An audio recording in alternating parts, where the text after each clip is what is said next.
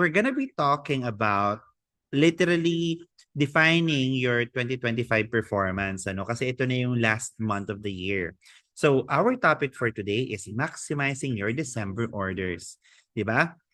Pag sinabi mo kasing December, hindi lang siya just another month, yung parang katulad ng mga ibang months, eh, 'di ba? Yung November or December, hindi lang ganon. Ito yung parang masasabi nating tone setter ng buong taon natin. Grabe, no? Tone setter. Very important na itong month na to, either November or December, kailangan ma-maximize talaga natin lahat ng mga potential na pwede pa natin gawin para sa store natin. So, kung hindi mo pa ganun napipiga ngayong November, 'di ba? Try nga natin ngayong December, baka mahabol pa. So, don't be surprised if yung sales mo stuck again next year kapag hindi mo pinag-aralan, ano ba paano ko ba ipupush pa yung mga gagawin kong strategy for this coming months.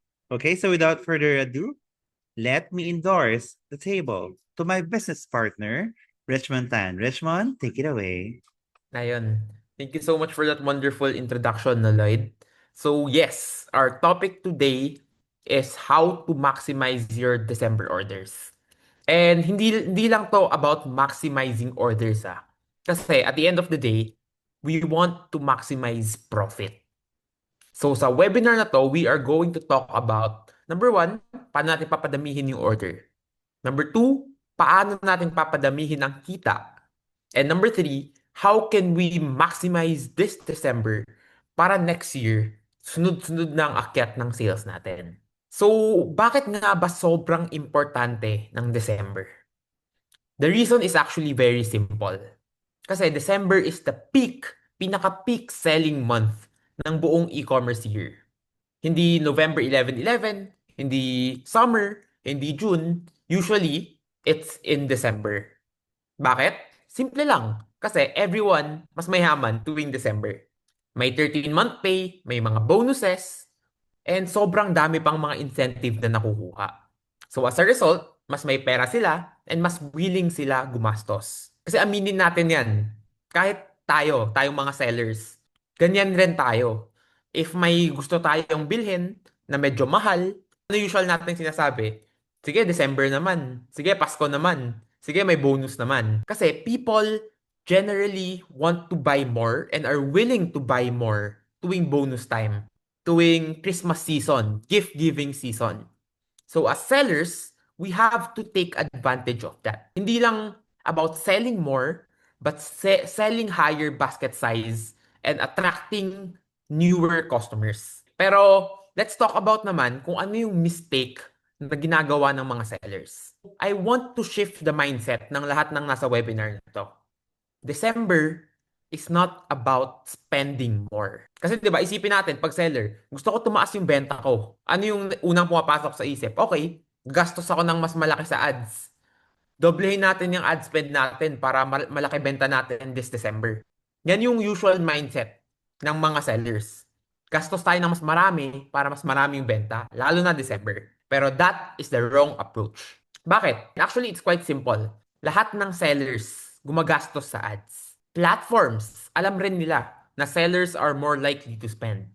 So as a result, mas mahal ang kada click.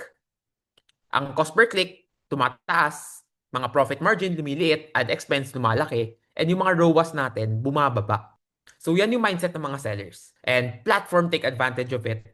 So as a result, ad spending skyrockets. Ang nangyayari dyan, okay, nung December, nagdoble yung sales mo, ang ganda, pero dahil sa ad spend mo, nagtriple siya. So as a result, instead sana na ang saya mo kasi sobrang dami mong orders, yung kita mo parang napunta lang sa ads. So ito yung mindset na gusto kong baguhin with everyone here. December, it's not about spending more. It's about maximizing the customers that you already have.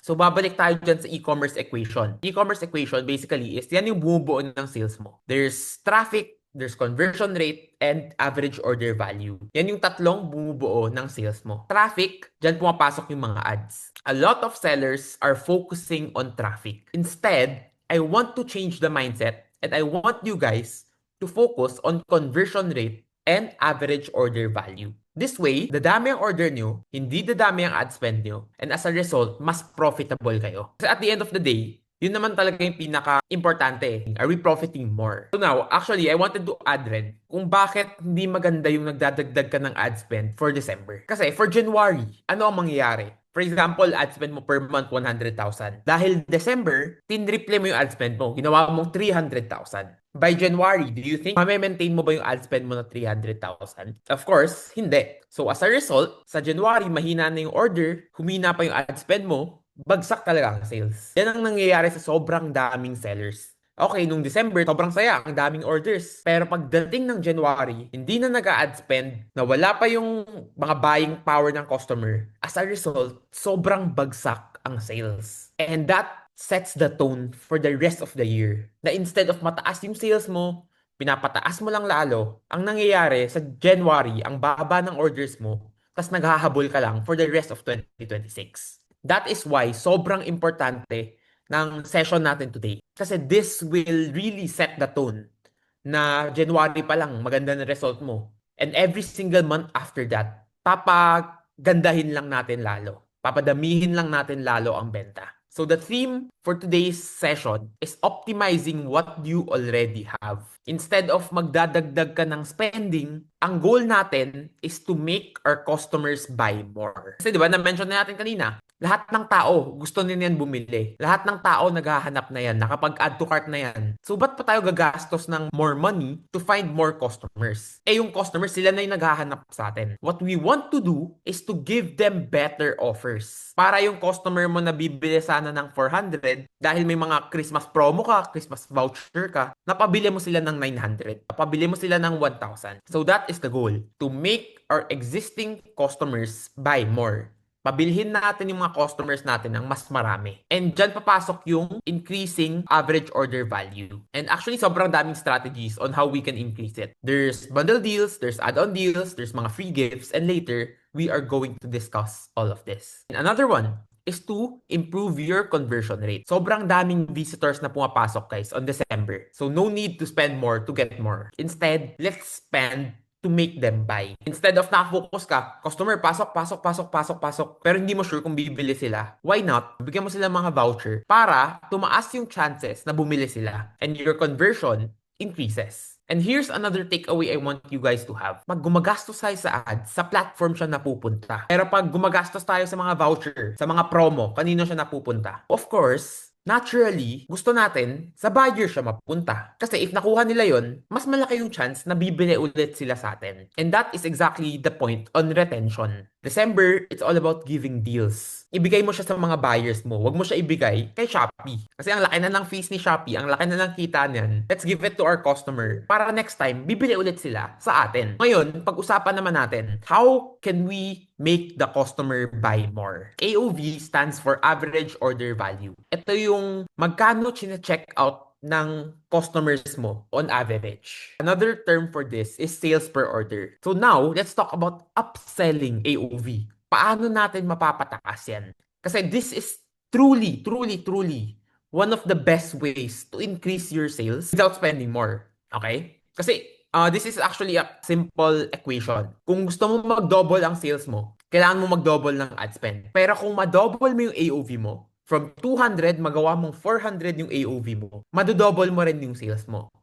And that is the same result. Parehong nag-double yung sales, pero balik ulit tayo. Pag nag-double ka ng ad spend, kanino mapupunta? Kapag nag-double ka ng ad spend, kay Shopee ulit mapupunta. Pero pag nagbigay ka ng mga vouchers, ng mga promo, ng mga deals, kanino siya mapupunta? Sa buyers. If you compare the two, parehong nag-double yung sale. Yung isa napunta sa platform, yung isa napunta sa buyer. Kanino mas mataas yung sustainability? Of course, doon sa mga napunta sa buyers.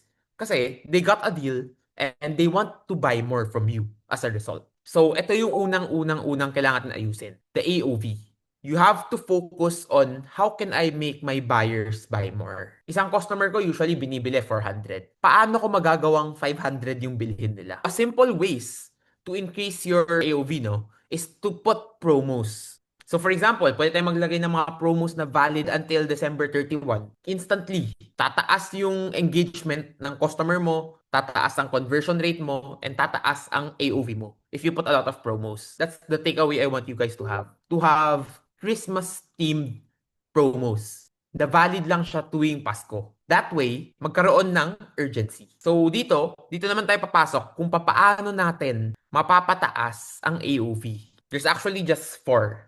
Number one, free gift. Number two, bundle deals. Number three, add-on deals. And number four, mga platform vouchers. So sa free gift, super simple lang. Mga items na mag-e-expire na or mga items na hindi mabenta. Instead of nandyan lang yan, walang ginagawa, walang kwenta, dead stock. Why not give it as free gift? So paano natin siya ibibigay as free gift? Example, our AOV, average order value, is 500 pesos. Pwede nating lagyan na makukuha mo yung free gift on a 599 min spend. Pag nag-check out na tayo, 500 na yung basket natin, tapos nakita natin, add lang tayo ng 99 pesos. Magkakaroon tayo ng isang gift worth kung ano yung perceived value ng gift na yon. Of course, more likely than not, mag-check out yung mga customers. So that is a simple way na mapapataas natin ang AOV. Actually, for this part, how to increase your AOV, dun sa YouTube channel ko, we have a full video. I think it's like 25-minute long kung saan binibreakdown natin lahat. The free gift, the bundle deal, the add-on deal, kung paano siya gamitin ng tama para tumaas ang AOV mo. Super powerful if you are able to increase your AOV. And I'm sure you guys will agree, at the end of the day, saan mas mabilis magbenta? Sa customer na bumibili na or maghahanap ka ng bagong customer? Of course, doon tayo sa mga suki kasi mas madalas sila bumili, mas marami binibili nila kaysa maghahanap tayo ng bagong customer na hindi natin sure kung bibili ba sila, kung mareklamo ba sila, kung scammer ba yan. Of course, gusto natin doon sa existing. And December is all about building your existing customers. It's building your repeat buyers. Kasi pag na-build mo yan ng tama by December, ano mangyayari sa January? Pag nabigyan mo ng good deal, good service, good product yung mga existing customers mo, ano sa tingin niyo mangyayari sa January? They will buy again, of course. Kasi ang saya nung experience nila nung bumili sila sa store mo eh. Of course, magiging repeat buyer sila, i-share nila yung product mo, bibili ulit sila, and magkakaroon sila ng trust sa brand mo. Kaya paulit-ulit ko sinasabi, why is December so important? Kasi it builds your 2026. If you do December right, your 2026 will be easier. I'm not saying it's gonna be easy, but it's going to be easier. Some simple things that you can do is adding thank you cards, magbigay ka ng mga discount codes for your next purchase para magkaroon sila ng loyalty sa store mo. Yes, expense siya, pero mas magkakaroon ng loyalty, ng retention sa customers mo. And as a result, mas malaki yung chance na bumili sila ulit sa'yo. Huwag natin ibigay sa platform. Ibigay natin sa customers. Simple things that we can do. Thank you cards, mga discount code, repeat buyer codes, and loyalty promos. That way, pagdating ng January, pagdating ng February, dan papasok yung mga repeat buyers natin. So now, let's talk about smart ad spending. Okay? So ngayon, I just want to clarify, hindi ko sinasabing huwag kayong gumastos ng ads. Kasi of course, kailangan mo pa rin yan gumastos para may traffic. But don't focus entirely on ads. Kasi dyan mawawala ang profit mo. Peak season, sobrang daming gumagamit ng ads. Sobrang daming customers. Yung cost per click mo, yung cost per impression mo, lahat yan tataas. So pagdating ng December, when it comes to ads, less is more. You should not focus on spending more. Dito papasok yung targeting. You need better targeting. Okay? Kailangan mo mas i-optimize ang ad setup mo instead of just trying to spend more. Kasi pag in-optimize mo yung ad setup mo, bababa ang cost per click mo, bababa ang cost per impression mo, tataas ang ROAS mo. Bababa din ang cost per conversion mo. And as a result, again, tataas ang sales mo. So, dyan, babalik ulit tayo with maximizing what's already working.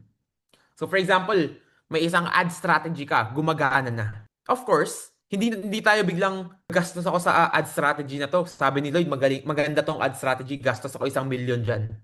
Doblehin ko yung ad spend ko. Gawin ko yung strategy ni Lloyd. December is not about trying new things. December is about maximizing the things that are already working and the things that are already effective. And of course, pwede rin naman kayo magdagdag ng spending, pero wag sobra-sobra. Kasi kadalasan, dyan napupunta yung kita mo. Now, let's talk about affiliate marketing naman. The best way to increase your sales, aside from increasing your AOV, is by leveraging affiliates. You have to let the affiliates handle the scaling for you. Sila na yung gagawa ng content.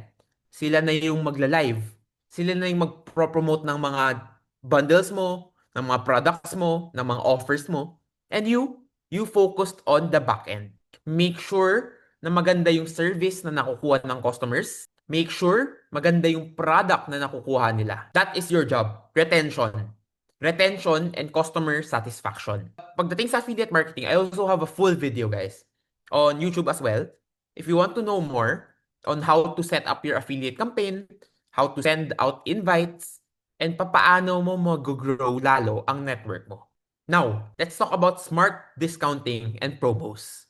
So, a lot of the things I'm saying, it's all about giving your customers. Lahat, the vouchers, the affiliates, the discount, binibigay natin sa ibang tao, hindi sa platform. We're making people, businesses, profit instead of the platform. Kasi, aminin natin yan, customers wants deals sa December. Kahit na sabihin mo sobrang daming pera or gustong-gusto talaga yung product mo, kapag binigyan mo sila ng magandang deal, mas lalong matutuwa yan.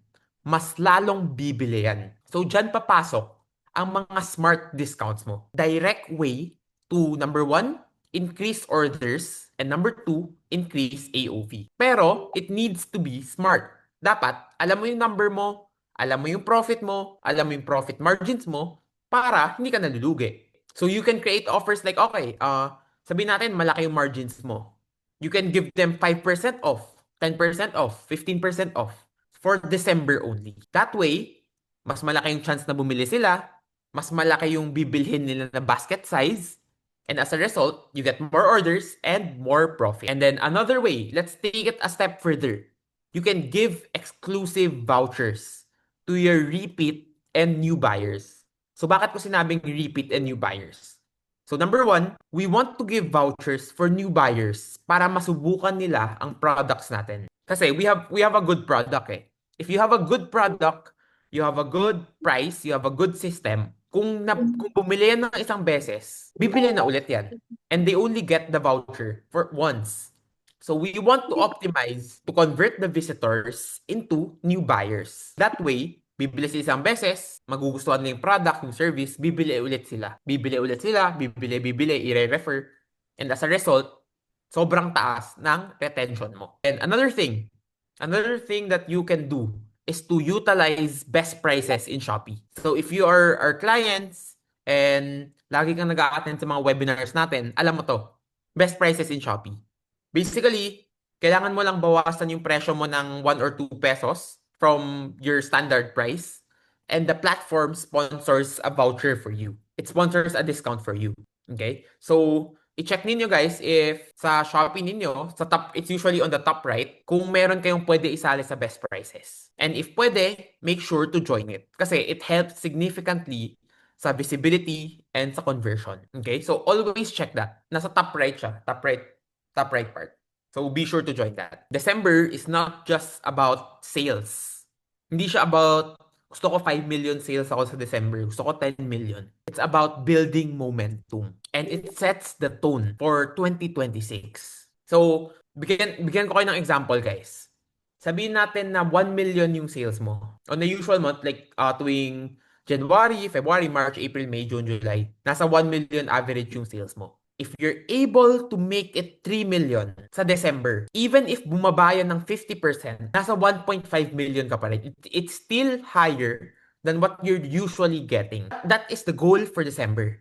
Is sobrang pataasin natin yung orders natin and yung sales natin para pag January, bumaba siya, it will still be higher than your average. So dapat, by January next year, if you're getting, sabihin natin, 1 million average per month last year, for 2026 January, you need to aim for like 1.5 or even 2 million. Hindi siya higher than December, pero it's higher than what you're usually getting. Kaya rin kanina, paulit-ulit kong sinabi na don't spend to get the sales. Kasi pag gumastos ka, sabi natin gumastos ka ng 300,000 para makuha yung 3 million na sales. Hindi na siya sustainable. Paano ka gagastos ng 300,000 sa January when people are buying less, when there's less demand, hindi mo na siya kayang gastusin. So as a result, yes, 3 million ka nga nung December, pero pagdating ng January, babagsak ka to 800,000 to 700,000. And it's lower than what you're previously getting. And as a result, magda-downtrend pa ang store mo. Instead na sunod-sunod na yung growth, higher than usual, magiging hinahabol mo ulit. Sana mag 1 million ulit ako this year. Sana mag 1 million ulit ako this month. This is what I hope you guys will take away from this session now. Do not rely on ads. Focus on increasing your AOV and really, really, really maximize December in terms of giving value to your customers. Give it to the customers. Don't give it to the platform. New buyers, repeat buyers. Give them deals para by January, babalik at babalik sila sa'yo. That's more or less the topic for today, no? I have a challenge for everyone here. It's the 30-day maximize your orders. Di ko na maalala yung name, pero 30-day challenge siya. It's, don't increase your ad spend. Maintain lang. Instead, focus on increasing your AOV and your CVR. Kahit by 30% lang. And again, AOV CVR sa YouTube channel ko. I have a full video na sobrang haba. Lahat ng tanong mo nasagot na. Hopefully.